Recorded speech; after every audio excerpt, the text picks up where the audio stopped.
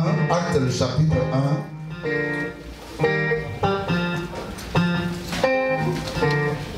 à partir du verset 3. Actes le chapitre 1, à partir du verset 3. Merci Seigneur pour ce moment merveilleux. Merci. Parce que tu es Dieu, tu es présent, tu es fidèle, tu es puissant et merveilleux. Et nous croyons en ta fidélité. Merci pour toutes choses que tu fais au nom de Jésus-Christ. Amen. Alors, en Actes le chapitre 1, à partir du verset 3. La Bible dit, après qu'il eut souffert, il leur apparut et leur en donna plusieurs preuves, se montrant à eux pendant 40 jours et parlant des choses qui concernent le royaume de Dieu. Comme il se trouvait avec eux, il leur recommanda de ne pas s'éloigner de Jérusalem, mais d'attendre ce que le Père avait promis, ce que je vous ai annoncé, leur dit-il. Car Jean a baptisé d'eau, mais vous, dans peu de jours, vous serez baptisés du Saint-Esprit. Alors les disciples réunis lui demandaient, Seigneur, est-ce en ce temps que tu rétabliras le royaume d'Israël? Il leur répondit, ce n'est pas à vous de connaître les temps ou les moments que le Père a fixés de sa propre autorité. Mais vous recevrez une puissance. Le Saint-Esprit surviendra sur vous et vous serez mes témoins à Jérusalem, dans toute la Judée, dans la Samarie et jusqu'aux extrémités de la terre. La Bible déclare qu'après avoir dit cela, il fut enlevé au-dessus d'eux. Amen. Amen. Et au verset 12 du même acte 1, la Bible dit, alors ils retournèrent à Jérusalem, de la montagne appelée les Oliviers, qui est près de Jérusalem, à la distance d'un chemin de sabbat. Au verset 13. Quand il fut arrivé, il montait dans la chambre haute, où il se tenait d'ordinaire. Et c'était Pierre, Jean, Jacques, André, Philippe, Thomas, Barthélemy, Matthieu, Jacques, fils d'Alphée, Simon le Zélote, et Jude, fils de Jacques. Tous d'un commun accord persévéraient dans la prière avec les femmes et Marie, mère de Jésus, et avec les frères de Jésus. Et au chapitre 2 de Actes, au verset 1, la Bible dit, le jour de la Pentecôte, ils étaient tous ensemble dans le même lieu. Tout à coup, il vint du ciel un bruit comme celui d'un vent impétueux. Et il remplit toute la maison où ils étaient assis. Des langues semblables à des langues de feu leur apparurent séparées les unes des autres et se posaient sur chacun d'eux. Ils furent tous remplis du Saint-Esprit et se mirent à parler en d'autres langues, selon que l'Esprit leur donnait de s'exprimer.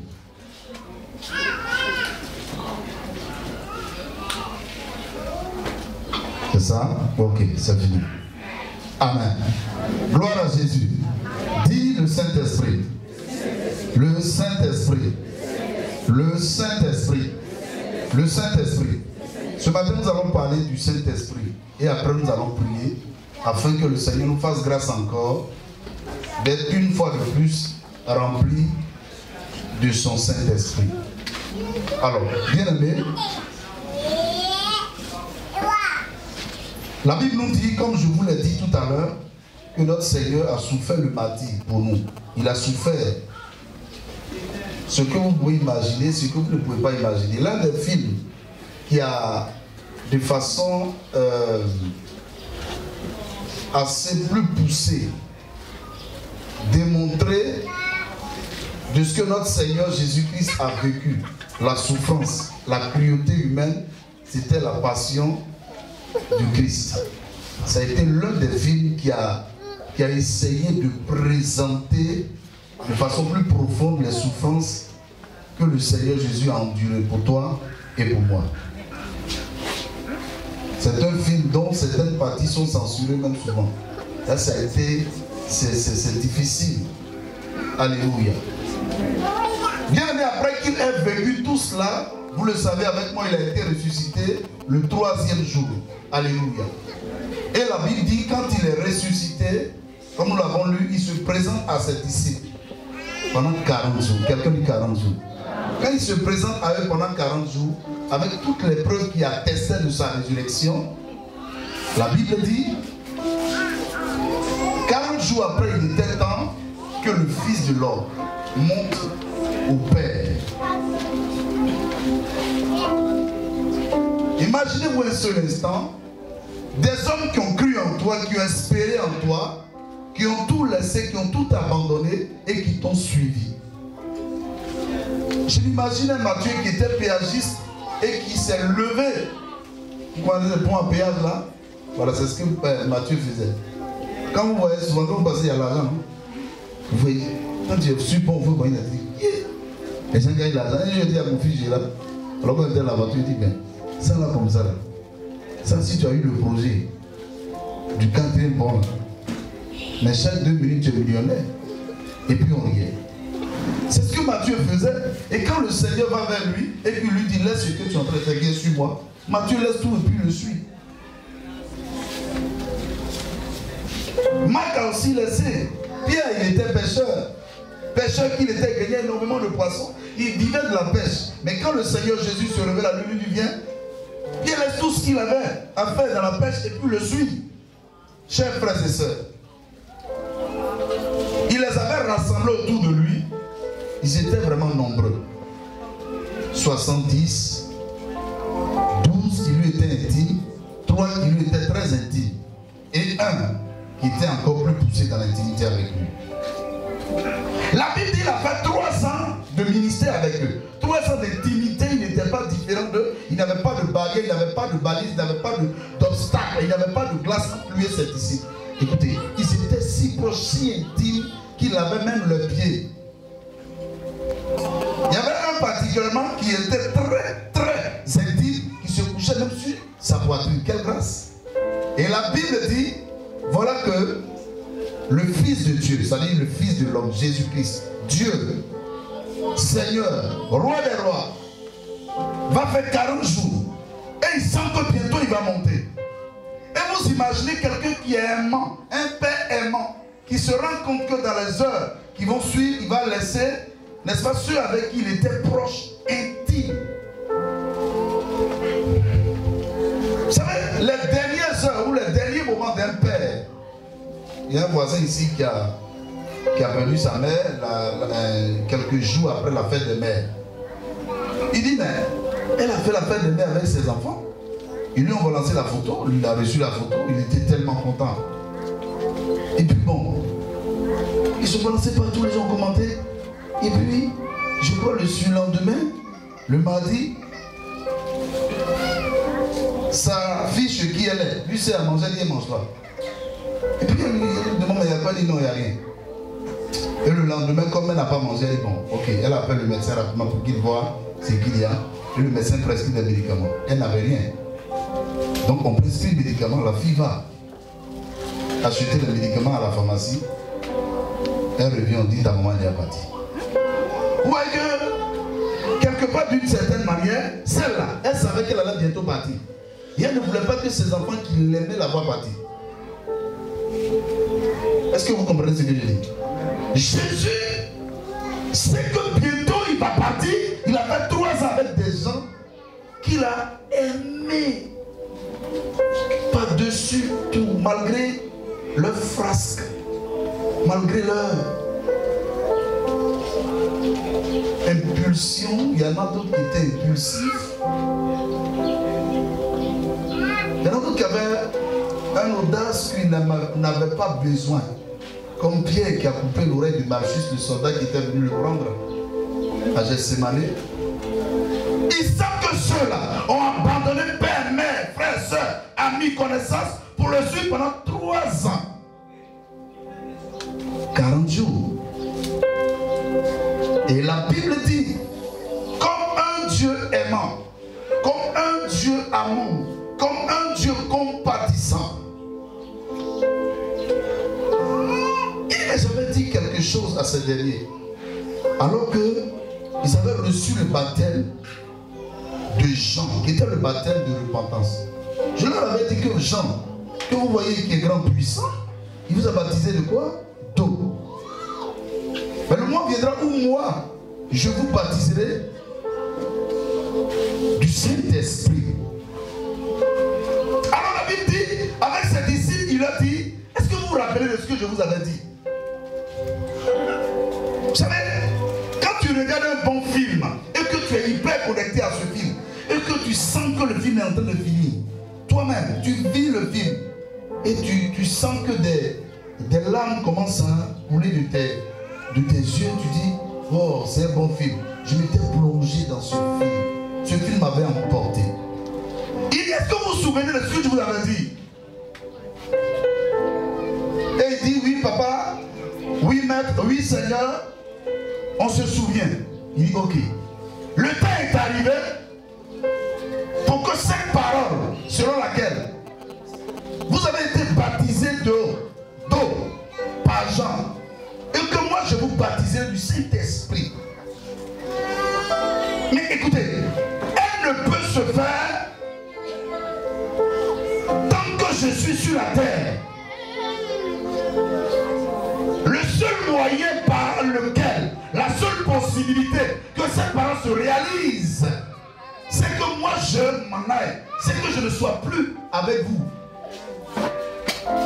C'est que moi physiquement, avec qui vous marchiez, au point que quand vous aviez besoin de la nourriture dans le désert, je pouvais multiplier 5 pains et 2 poissons pour qu'il y ait énormément à manger, au point qu'il en reste 12 paniers. Je ne serai plus là.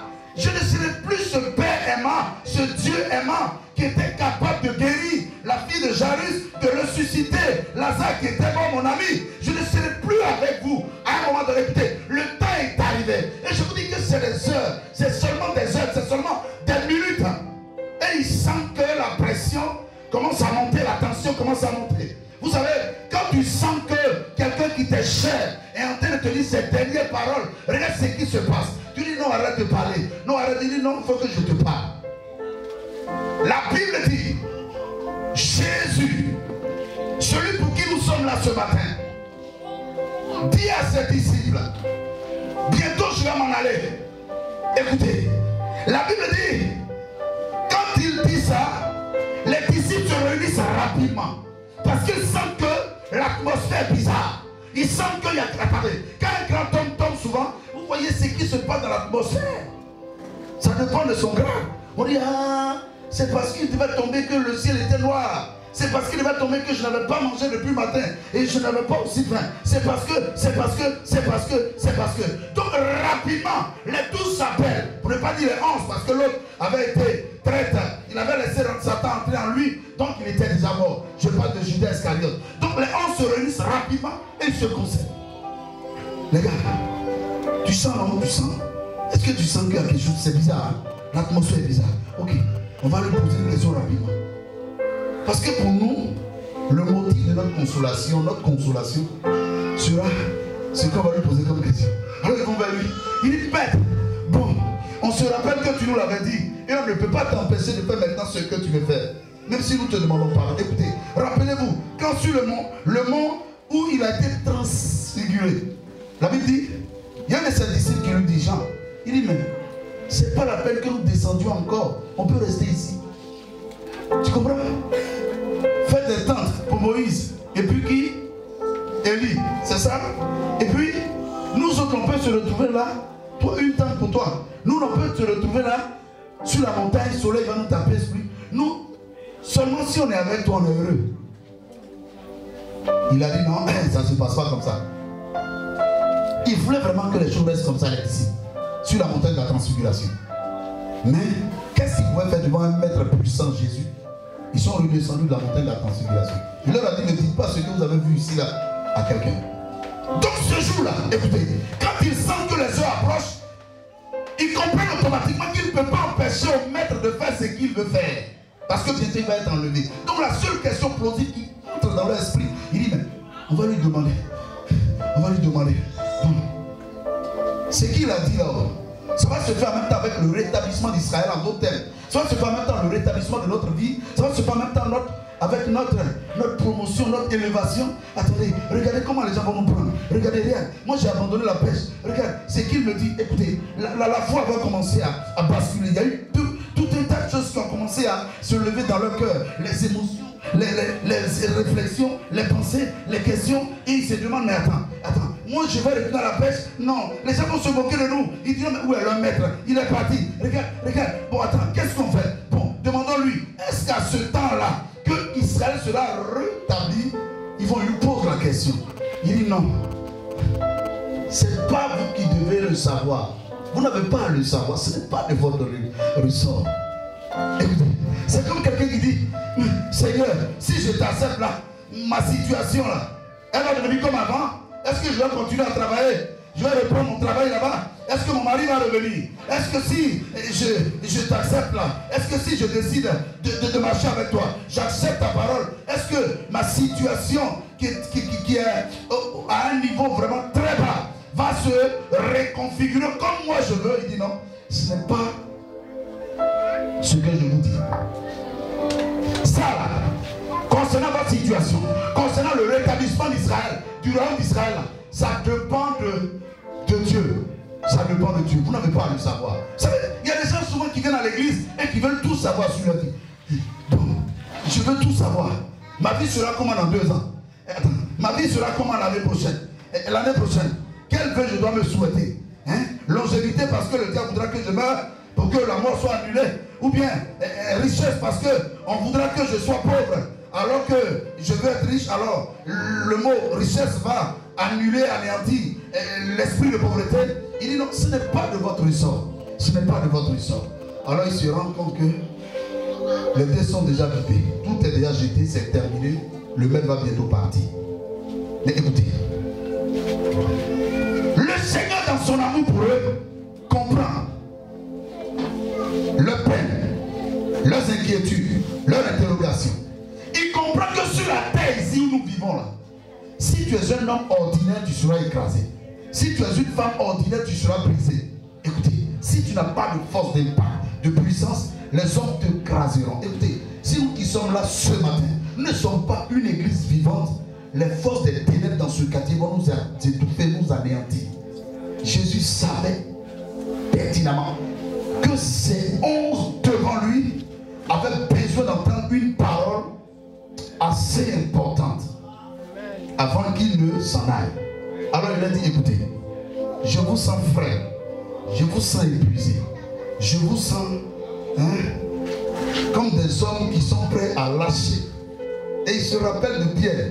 Il dit, toi tu m'as régné 3 fois avant que le coq ne chante. Je comprends que si je ne fais pas quelque chose, si je ne te dis pas quelque chose, tu risques de faillir dans ta foi. Écoutez, ça c'est ce qu'il a dit.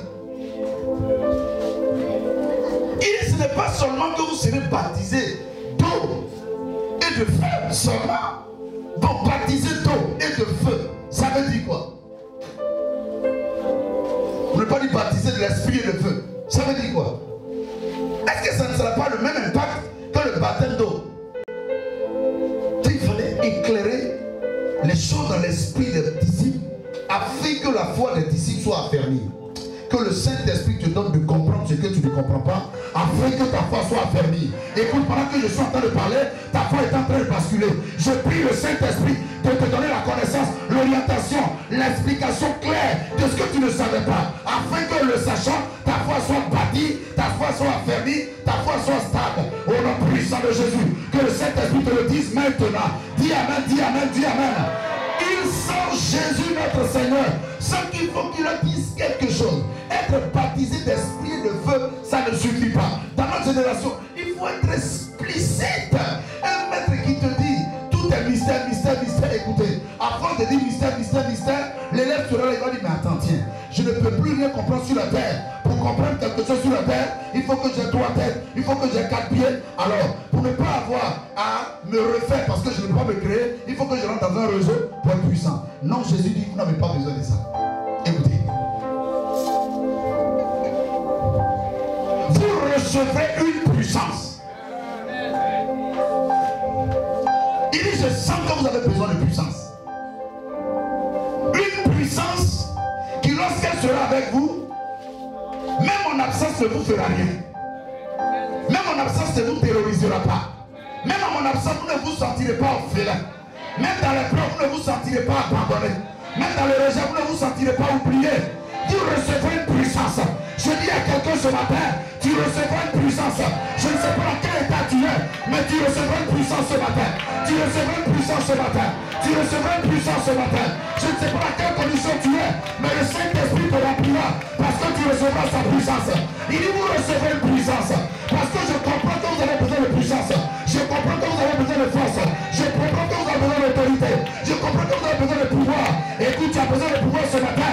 Quand tu reçois ce pouvoir, au nom puissant de Jésus, tu as besoin de puissance ce matin. Reçois cette puissance au nom puissant de Jésus. Reçois cette puissance, quelle que soit la situation dans laquelle tu te trouves, quelle que soit l'étape de la vie à laquelle tu es, sois rempli de cette puissance au nom de Jésus. Ah.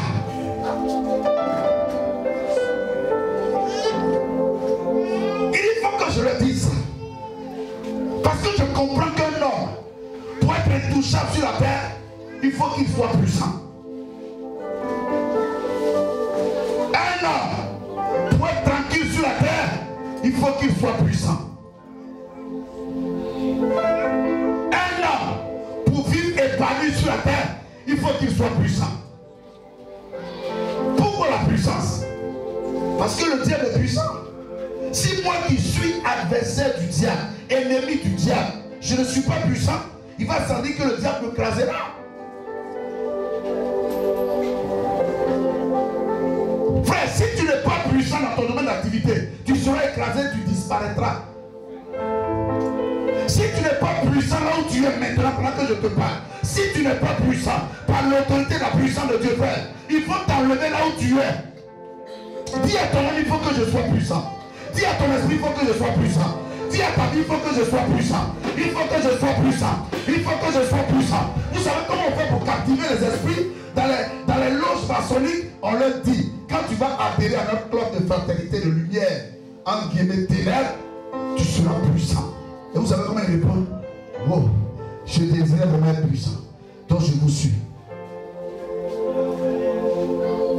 Je dis à quelqu'un ce matin, si tu étais confronté à une adversité, tu auras la puissance. Et ce sera puissance contre puissance. Et ta puissance te neutralisera.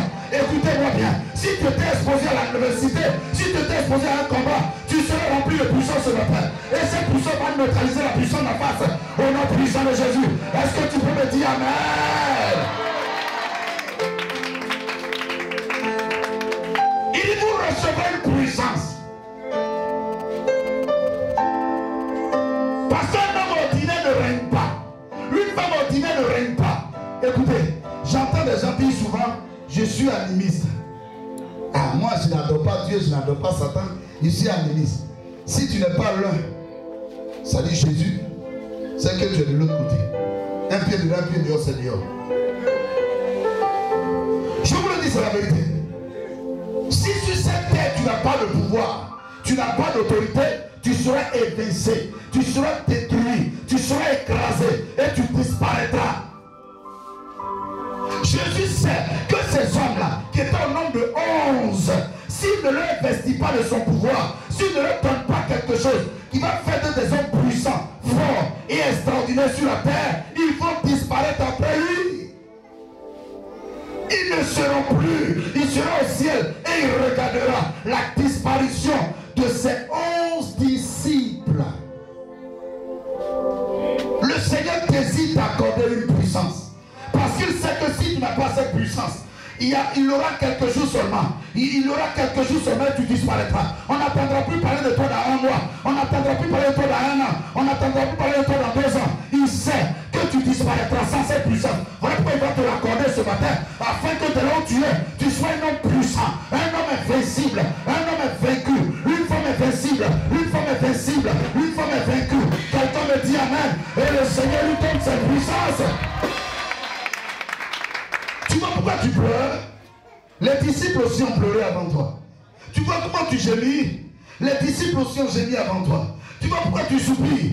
Eux aussi ont soupiré avant toi. Frère, ils se disaient, Maître, tu vas partir. Mais attends, s'il te plaît, Que ton départ soit concomitant à la restauration du royaume d'Israël. Parce que parlant de la restauration du royaume d'Israël, veut dire, nous, notre restauration à nous. En d'autres termes, comme Jacob qui dit à l'ange, bénis-moi avant de partir.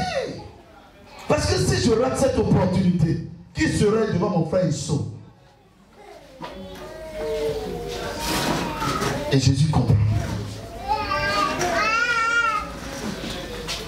Il dit, vous recevrez une puissance et le Saint-Esprit survenant sur vous. Le Saint-Esprit, la puissance de Dieu, la force de Dieu, le pouvoir de Dieu survenant sur vous. J'ai dit à une femme ce matin, tu seras un témoin efficace. Tu seras un témoin puissant homme. Tu seras un témoin puissant femme. Tu seras une témoin efficace.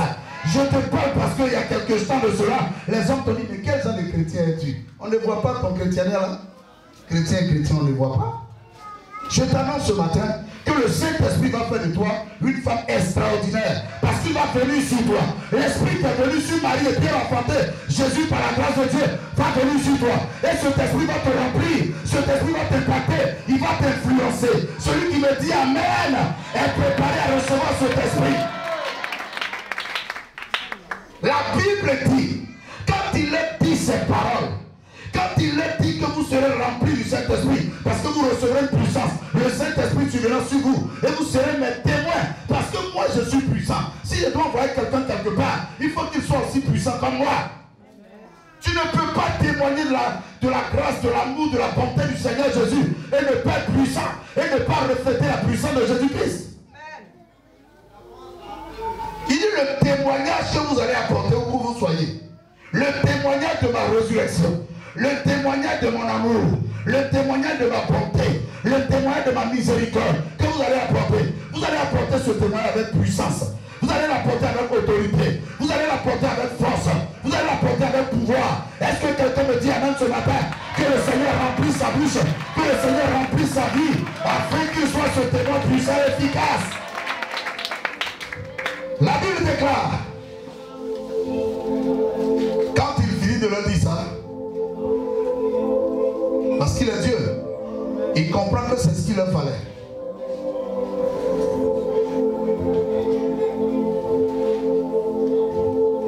Au verset 9, après avoir dit cela, il fut élevé.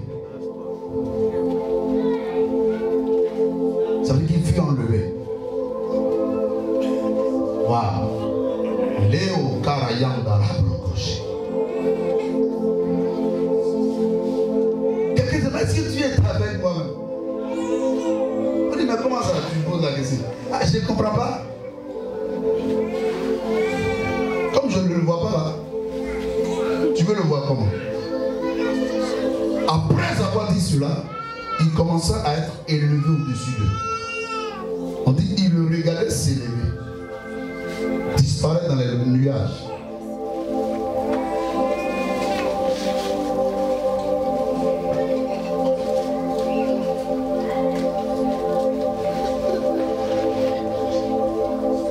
Et quand il retourne à Jérusalem,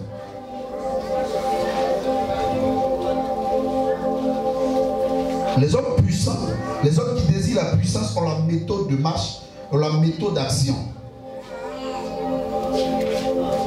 Eux, à qui la puissance est promise.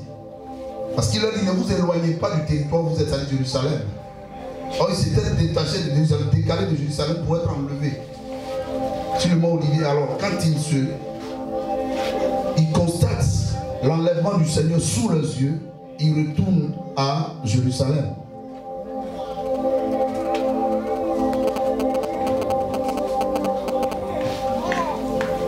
Parce qu'ils ont obéi, ils ont entendu un maître, Jésus, leur parler. On ne peut pas dire être fidèle, disciple, ambassadeur, témoin de Jésus-Christ et ne pas lui obéir. Écoutez, entendre la parole du Seigneur qu'il dit maintenant, dit Amen, criez Hosanna et retournez faire ce que nous on veut faire.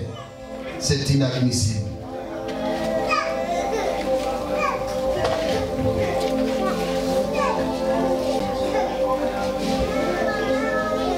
Verset 12.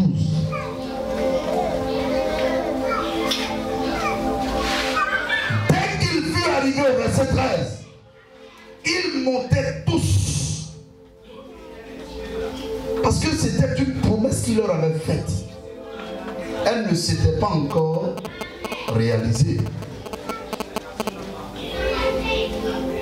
Jésus est Seigneur, il est Dieu. C'est lui qui fait la promesse de sa propre bouche. Ce n'est pas un prophète qui fait la promesse, mais c'est Dieu qui fait la promesse. Eux, disciples, comprennent que quand Dieu même fait la promesse, il faut que moi, homme, je me mette dans la disposition de l'accomplissement de cette promesse-là. Je ne peux pas avoir reçu une promesse de la part du Seigneur qui me dit noir sur blanc, qui me dit audiblement, qui me dit clairement, Naya, fais ceci, fais cela, et moi, me retrouver à faire autre chose. Et puis espérer de ce Dieu-là qu'il accomplisse ce qu'il m'a dit. D'où souvent, nous tirons nos propos selon lesquels est-ce que c'est Dieu qui m'avait parlé? Est-ce que c'est Dieu qui m'avait dit ça? Dieu là-même n'est pas trop clair. Dieu là-même n'est pas puissant. Pour lui, il n'est pas rapide. Je vais aller de l'autre côté là-bas. Écoutez, il y a plusieurs personnes qui sont retrouvées de l'autre côté aujourd'hui à qui le Seigneur avait fait des promesses. Ils ne sont pas retrouvés dans les statuts, dans les dispositions dignes de voir ces promesses se réaliser, se concrétiser. Eux, ils ont reçu la promesse du Seigneur selon laquelle ils seront puissants, ils seront forts, ils seront extraordinairement grands. Quand ils retournent, chacun ne retourne pas chez lui, mais ils se retrouvent tous ensemble dans un lieu qui va être appelé par la suite la chambre haute. Et la Bible dit, en plus d'eux, les 11, il s'est ajouté encore d'autres personnes, dont la mère de Jésus, Marie. Ces personnes se sont ajoutées au nombre des disciples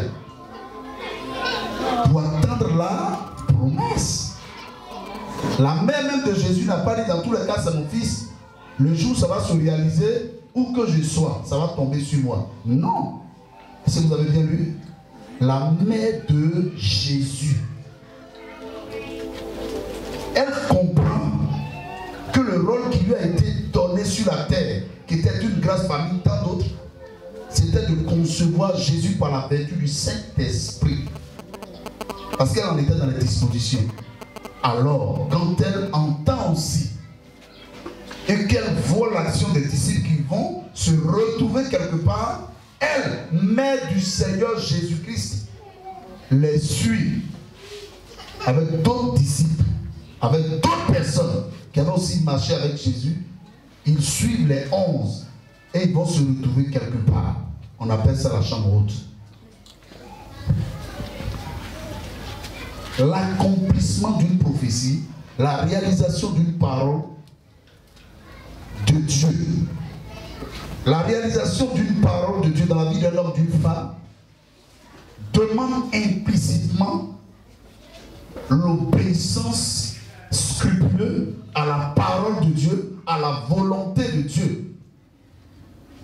On ne dit jamais, moi, dans tous les cas, Dieu doit me bénir parce qu'il sait que quand il me bénit, non, non, non. Comme toi, il y en a d'autres qui font plus que toi. Tu ne sais pas, hein? Comme toi, il y en a d'autres qui sont plus que toi.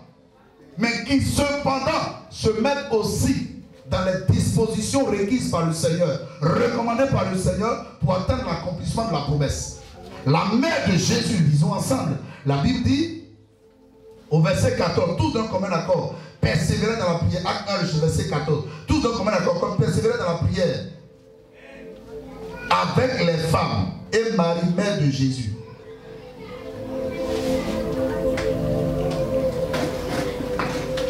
Dans l'accomplissement de la promesse de Dieu, nul ne se dit, moi dans tous les cas, le Seigneur voit ma situation, il va va me bénir. Non, ce n'est pas évident. Ce n'est pas vrai. Ce n'est pas un évangile vrai. Le Seigneur m'a fait une promesse, une grande. Écoutez, qu'est-ce qui peut empêcher Dieu de réaliser dans ma vie la promesse qu'il m'a faite? Donc les gars, laissez, peu importe ce qui va arriver. Moi, je sais que j'entrerai dans ma promesse. Ce n'est pas évident.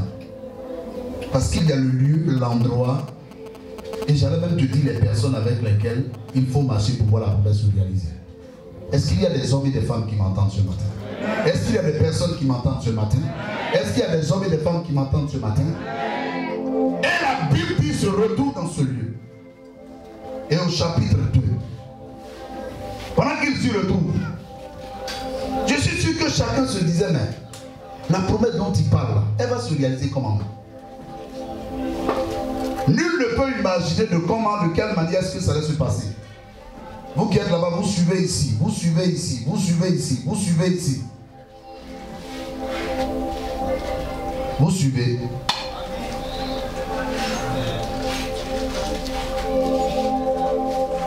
La Bible dit, quand ils s'y trouvent, tous, ils attendent, ils espèrent.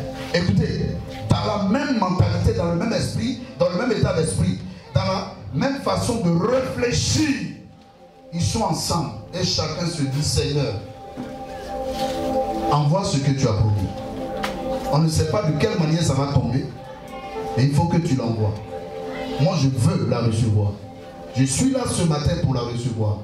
Écoutez, je ne me laisse pas distraire par qui que ce soit, raison pour laquelle je n'ai pas marché avec des hommes et des femmes distraits. Je me suis mis là, dans ta présence, avec des hommes et des femmes qui acceptent le même mode de marche avec toi. Je suis avec eux. Je veux recevoir ma part. La Bible dit, pendant qu'il s'y trouvait, au chapitre 2, du verset 1, on dit, c'était un jour comme tous les autres jours, mais particulièrement un jour de fête pour les Juifs. C'était une de leurs fêtes, la Pentecôte. Donc Pentecôte n'est pas Saint-Esprit. Le jour de la Pentecôte, c'est un jour qui arrivait parmi les jours de l'année où il y avait une fête pour les Juifs. Et la Bible dit tout le monde se retrouvait dans la ville de Jérusalem en ces périodes-là pour la fête de Pentecôte. La Bible dit c'est au cours de ce jour-là, c'est pendant ce jour que pendant que eux ils étaient rassemblés dans la chambre haute au nombre de 100 ans, tout à coup, je dis à un homme, à une femme ce matin, quels que soient les fondements brisés, renversés, bâtis par l'ennemi dans ta vie, il aurait tout à coup in your life. Aha, je dis, il aurait tout à coup. Le tout à coup du Seigneur, quand ça vient, il y a un homme de Dieu qui a appelé ça badaboum.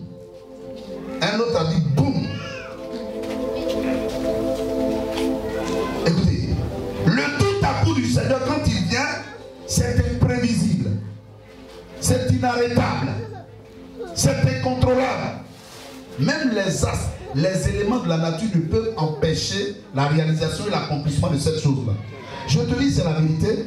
Le tout à coup de Dieu arrivera dans ta vie, selon la promesse qu'il t'a faite, selon la promesse qu'il t'a faite, selon ta parole dans ta vie. Ce tout à coup arrivera pour sa gloire. Ce tout à coup arrivera pour sa gloire. Ce tout à coup arrivera pour sa gloire. Au nom puissant de Jésus. Le tout à coup qu'ils attendaient, c'était le tout à coup de la manifestation de la puissance qu'ils devaient recevoir. Et la Bible dit tout d'un coup, le lieu où ils étaient a commencé à trembler. Écoutez, Pierre qui dit à Jean, est-ce que tu sens ce qui se passe? Un autre qui dit à son frère, est-ce que tu sens qu'il y a secousse, c'est tremblement de terre ou quoi? La maison va nous tomber dessus ou quoi? Et la Bible dit, à l'instant T, quelque chose de puissant, d'explosif, quelque chose d'extraordinaire va se produire dans leur vie. Parce que chacun voyait sur la tête de son ami des lampes de feu. Je dis à quelqu'un ce matin, la puissance de Dieu va te remplir, la force du Seigneur va te remplir. La force du Seigneur va te remplir. Écoute-moi frère, écoute-moi soeur. Ce que tu vas voir dans la vie de ton ami ce matin sera vu aussi dans ta vie. Écoute-moi frère, écoute-moi soeur. Ce qui va se réaliser dans ta vie ce matin va se réaliser dans la vie de ton ami. Parce que si vous êtes dans le même état d'esprit, comme les disciples au nombre de 120 étaient dans le même état d'esprit, et que la chose se produit de ce matin également, le même état d'esprit va amener le Seigneur dans sa toute puissance, dans ta toute grande force, à réaliser pour chacun, selon son besoin, selon son désir, la présence de Dieu dans sa vie. Écoutez-moi frère, la Bible déclare que chacun va commencer à constater que quelque chose va commencer à se passer sur sa langue. Celui qui ne pouvait pas parler hier, celui qui bégayait hier, celui qui avait honte hier, celui qui se gênait hier, celui qui n'avait pas l'aptitude à pouvoir s'exprimer. La Bible déclare quelque chose va commencer à se passer sur sa langue. Quelque chose va se passer sur ta langue. Quelque chose va se passer sur ta langue ce matin. Parce que le Seigneur va te remplir. Et y a-t-il quelqu'un qui désirait parler en langue? La puissance de Dieu va le remplir ce matin. Y a-t-il quelqu'un qui désirait s'exprimer en d'autres langues? Le Seigneur va lui faire cette grâce ce matin. Parce que la Bible déclare que tout à coup, quelque chose s'est passé. Il ne se comprenait plus. Il ne s'entendait plus. Mais ce que l'un savait de l'autre, c'est qu'il était en train de parler une langue qui avait des similitudes avec le baouli. Un autre parlait une langue qui avait des similitudes avec le goulot, la tienne, le malinké, le toura, le chinois, l'indien, le swahili. Et quand chacun tentait de percer, d'avoir connaissance de ce que son frère disait, lui ne pouvait pas parce que lui aussi, il ne pouvait pas se contenir. Parce que quelque chose était déposé sur sa langue. La Bible déclare que ces hommes au nombre de 120 venaient de recevoir la présence et la puissance de Dieu. Venaient d'être baptisés par le feu, par la puissance et par l'autorité de Dieu. Il a dit, le Saint-Esprit suivra sur vous, vous serez mes témoins. Il venait là d'être mandaté par la puissance et par l'autorité de Dieu à être investi de la toute puissance, puissante de Dieu. Écoutez-moi frère, ce matin, tu vas expérimenter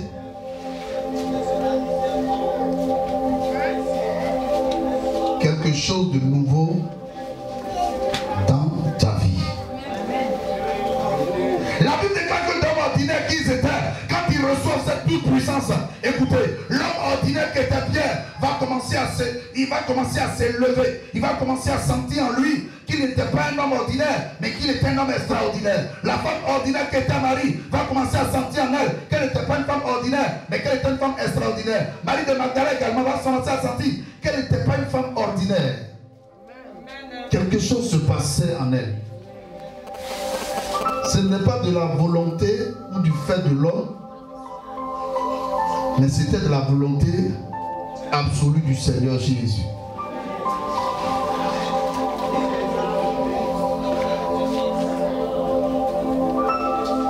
À cet instant précis, frère, personne ne regrette le départ du Seigneur, parce qu'on comprend que le Seigneur, bien qu'il soit parti, était encore avec nous, par sa puissance, par sa présence, mais il était plus qu'avec nous. Et frère, il était en nous. Alors même s'il faisait un communiqué pour nous, je vais revenir, on dit non, reste là-bas. Hier, il fallait que nous soyons avec toi pour être avec toi. Mais aujourd'hui, on sent que quelque chose se passe en nous, où nous te sentons en nous, où nous te voyons en nous. Écoutez, celui qui voulait pleurer ce jour-là, en Actes, le chapitre 1, que nous avons lu, il pouvait expérimenter la bonne et la glorieuse présence de Jésus. Il pouvait sentir la présence de Jésus, la vie de Jésus en lui. Il pouvait s'exprimer comme Jésus s'exprimait. Il pouvait dire à un malade, tu es guéri. Il pouvait dire à des hommes, écoutez, repentez-vous. Il pouvait dire à quelqu'un, regarde, ce que tu es en train de faire n'est pas bon. Il pouvait dire la vérité. Celui qui n'était pas capable de dire la vérité, il n'avait pas de personnalité. Il était un homme qui était conduit par tout vent de doctrine. Écoutez, on lui parlait ici, il allait. On lui parlait là, il allait. Mais ce jour-là, voilà un homme qui a été enraciné en Jésus-Christ et qui pouvait dire non, ça c'est du mensonge. C'est pas vrai. Parce que Jésus s'était investi en lui. La Bible dit, ils ont commencé à tu es teasé. Ils ont commencé à parler en langue.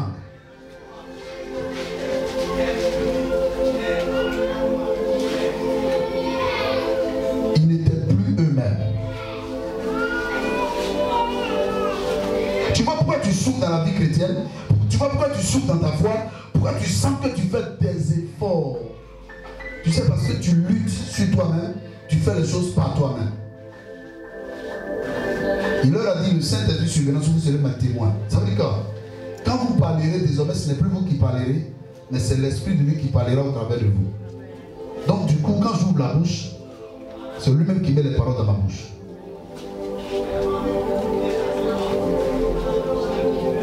Quand je dirais, mais Seigneur, est-ce que cette distance-ci, je pourrais la faire? Hier, je ne pouvais pas la faire parce que moi, je n'aime pas trop. Mais quand je marche un peu, j'ai des douleurs dans tout mon corps. Il te dit, vas-y. Et quand tu commences à faire un pas, tu fais 2 pas. Tu fais 10, 15, 20 km. Sans que tu tombes malade. Tu dis, waouh. Il dit, le Saint-Esprit survenant sur vous, vous ne ferez plus les choses comme vous le voudriez, mais vous ferez les choses comme moi je le veux. Vous ne déciderez plus de vous-même, mais vous déciderez de par ma volonté, de par mon esprit. La Bible dit que ce jour-là, Pierre va prêcher et 3000 personnes seront converties. Et ce n'était rien. Quelque temps après encore, il a prêché et l'église a commencé à grandir. Écoutez, quelque temps après, il y a eu persécution.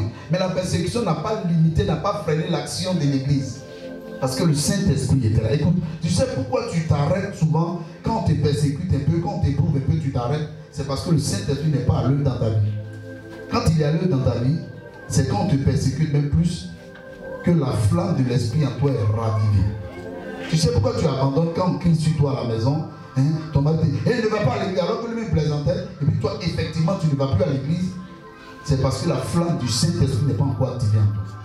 Donc il n'y a pas de feu en toi, il n'y a pas d'intérêt de Dieu en toi. Tu sais, quand l'intérêt de Dieu n'est pas en toi, le feu de Dieu ne brûle pas en toi, tu te dis mais bon, c'est vrai ce qu'il dit le monsieur, je suis obligé d'aller à l'église.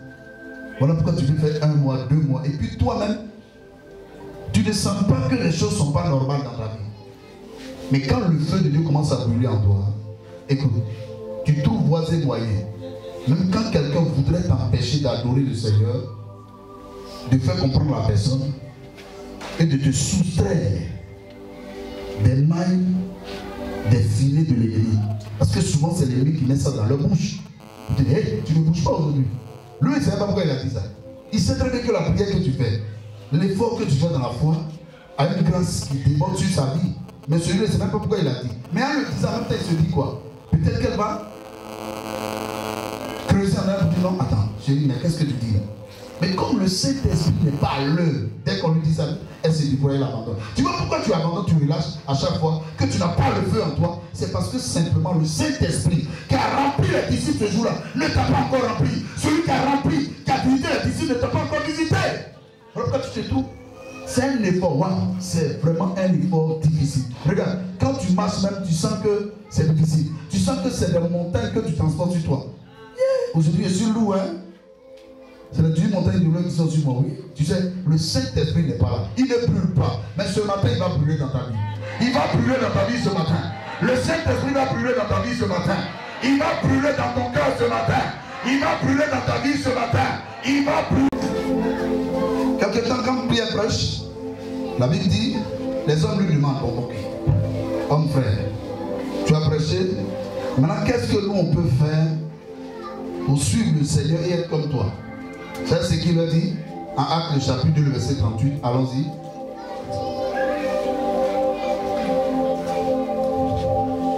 Quand il a prêché, parce que ce que je suis en train de faire, toi tu peux faire, et tu peux même faire plus que moi. C'est ça un disciple. Un disciple, c'est un transmetteur. Il transmet les enseignements de son maître. Il marche avec, donc il transmet. En d'autres termes, c'est un manager. En d'autres termes, c'est un marketeur.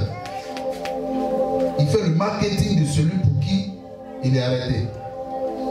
Donc il doit faire de sorte que lui, le marketeur d'aujourd'hui, fasse des marketeurs demain.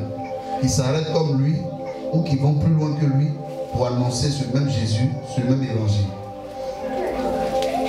Vous voyez la différence? Il a reçu Jésus. Et les gens lui demandent, bon, comment on peut faire pour être comme toi? Parce qu'on sent que tu n'es plus un homme ordinaire. Toi, tu n'as pas été capable de prêcher devant 3 femmes. On leur dit, oui, toi, tu es disciple de Jésus. Tu as régné devant la première, régné devant la deuxième, régné devant la troisième. Mais qui es-tu pour parler ainsi? Il dit, ce que j'ai reçu là, vous pouvez aussi le recevoir. En faisant ceci. Alors, Acte le chapitre 3, 2, le verset 38. La Bible dit, c'est le seul secret pour recevoir le Saint-Esprit. C'est le seul secret pour être une femme enflammée, pour être un homme enflammé. Vous voyez souvent dans certaines églises, on dit non, aujourd'hui on se met en rouge, tout le monde se met en rouge. Souvent on dit on se met en jaune, tout le monde se met en jaune. Dieu se met en vert, tout le monde se met en vert. Bon. En tout cas, nous qui nous appuyons sur la parole de Dieu, ça nous fatigue un peu. Vous savez, il y a un homme de Dieu en Côte d'Ivoire qui a marqué l'histoire de la Côte d'Ivoire. À un moment donné, il a voulu lui-même se mettre en blanc. Ce n'est pas une doctrine. Lui-même, ces vestes qu'il posait là, c'était des vestes blanches, il se mettait en blanc. Je ne sais pas pourquoi, mais c'était lui qui l'avait décidé. Il n'a pas demandé à son église de se mettre en blanc. Mettez-vous en blanc comme ça, le Saint-Esprit va descendre. Écoutez, sa descente n'a pas besoin d'une ethnie qui doit changer. Non, il faut changer ton église. Sa descente dans ta vie n'a pas besoin de ta nationalité qui doit changer. Ou de ton lieu d'habitation. Non, ceux qui sont des... Parce que c'est ça. Non, écoutez, pour que je sente que je suis un enfant de Dieu comme Pierre, il faut que j'habite un endroit où standing. Ça n'a rien à voir. C'est le mensonge. C'est un faux évangile. Il vient dans la vie de celui qui se repent. Vous connaissez la repentance? C'est la confession, c'est l'abandon. C'est la réclamation du sang de Jésus pour laver nos péchés, laver nos vies de toute impureté. C'est l'abandon de notre mauvaise vie d'hier. Je ne veux plus être celui que j'étais hier, celle que j'étais hier. Je veux être une personne nouvelle aujourd'hui. Quelqu'un m'entend? Il demande à Pierre, comment est-ce qu'on peut être comme toi? Comment est-ce qu'on peut faire pour devenir comme toi? Il dit, repentez-vous. Ça veut dire quoi? Tu peux être là ce matin et demander à Seigneur, comment je peux recevoir l'esprit? Comment je peux recevoir le feu? Et le Seigneur te dit, mais tiens, le Saint, quelqu'un dit le Saint-Esprit. En effet, c'est la sainteté de Dieu. C'est la vie de Dieu. Vous savez comment Dieu est saint? Dieu est saint, saint, saint.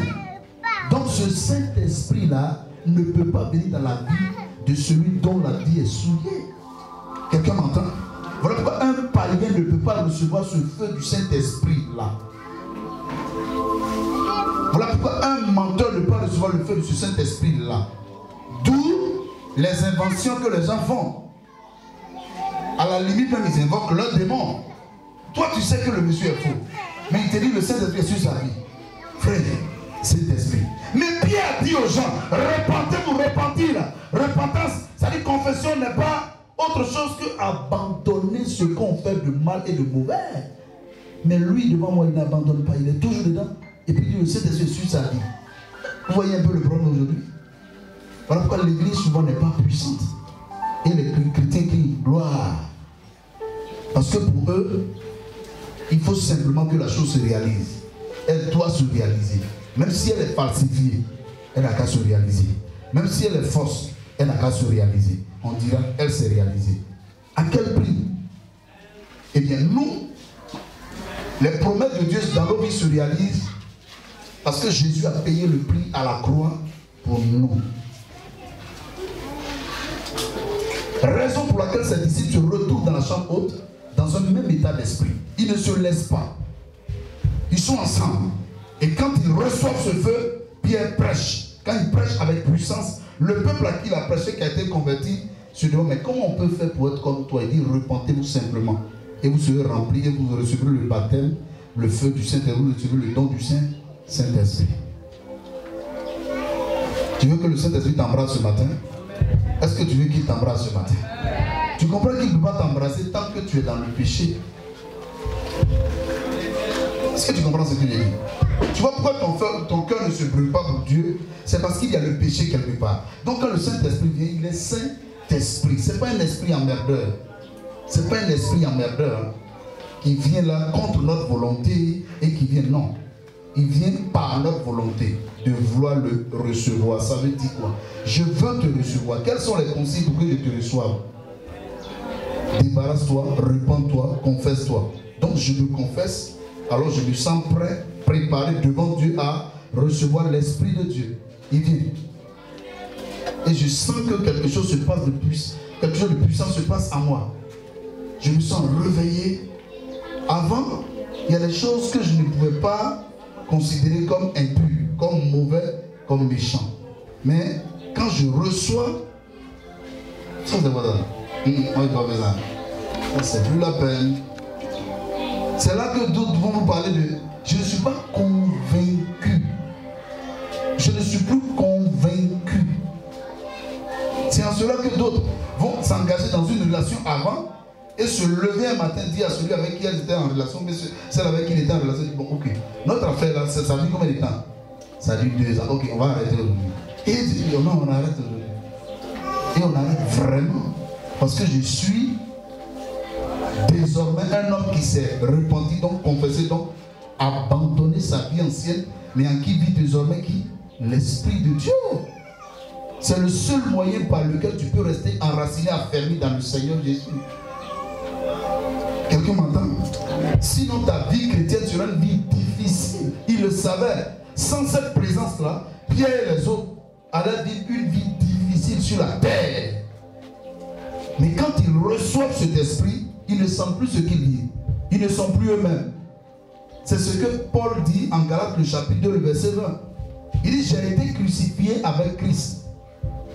Donc naturellement, si je vis, ce n'est plus moi qui vis, mais c'est lui qui vit en moi. Donc de tout ce que vous me faites, ce n'est pas moi que vous le faites. C'est à Christ que vous le faites. Maintenant, s'il peut accepter qu'on le fasse ceci, on lui fasse ceci ou cela. Ok. Voilà pourquoi tu ne te vengeras pas toi-même de ce qu'on t'a fait. Tu laisses tout à Dieu. Et crois-moi, les païens les plus endurcis, quand tu leur dis je laisse pour moi à Dieu, il dit non, non, mon frère, reviens. Tu comprends? Il dit non, pour moi, bon, c'est bon, faut laisser. Il dit mais pourquoi tu dis ça? Parce qu'il sait qu'il est en erreur. Il va te rappeler parce que lui craint Dieu. Mais il ne lui obéit pas en se confessant. Mais il dit, moi j'ai peur de Dieu. Voilà pourquoi tu ne me verras pas venir à l'église comme ça. Mais viens, on va parler ici. Il dit, non, moi à mon état, je ne vais pas venir ici. Non, on n'a qu'à rester dehors là. Pourquoi? Parce qu'il se dit que ici, c'est la maison de Dieu. Tu comprends ça, non? Bien aimé dans le Seigneur, Pierre a simplement demandé aux gens, repentez-vous. C'est-à-dire, abandonnez vos mauvaises vies. Et vous recevrez le don du Saint-Esprit. Qui veut recevoir ce matin le don du Saint-Esprit? Qui veut recevoir ce matin le don du Saint-Esprit? Qui veut recevoir ce matin le don du Saint-Esprit? Qui veut recevoir ce matin le don du Saint-Esprit? Merci Seigneur Jésus.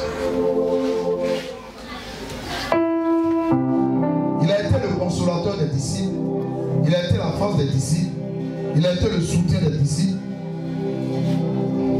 Il a été l'appui des disciples. Il a été le conducteur des disciples. Il veut être le nôtre ce matin. Il veut qu'à partir d'aujourd'hui, toi te levant de ce lieu, en allant à la maison, tu aies pour appui, pour consolateur, pour soutien, le Saint-Esprit. L'Esprit de Dieu. Parce que tu te